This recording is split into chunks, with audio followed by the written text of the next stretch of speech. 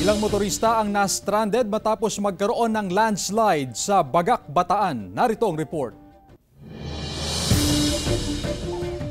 Nakuhanan ng video ng ginang na si Girlie ang landslide sa barangay Old Saysain, Bagak, Bataan. Patungo raw sana siya sa eskwelahan para sunduin ang kanyang anak. Ilan sa mga motorista ang na-stranded dahil sa pagguho ng lupa. Actual ko na videohan yung lugar kung saan na nag-landslide. Tapos may isang van na na-trap doon. Yung pala nagtangka siyang dumaan kung makakadaan siya. Kaya lang hindi siya laki makadaan dahil kasi nga po malambot yung lupa, yung isang side, kaya sumayad siya, hindi siya makausad. Ayon sa Bagak Municipal Disaster Risk Reduction and Management Office, nakapagtala ng landslide dahil sa naranasang walang tigil na pag-ulan. Kung laging umuulan, nababad yung lupa, umuho po sa daan. Matibay sana yung kapit sa kawayan dahil maugat po yun.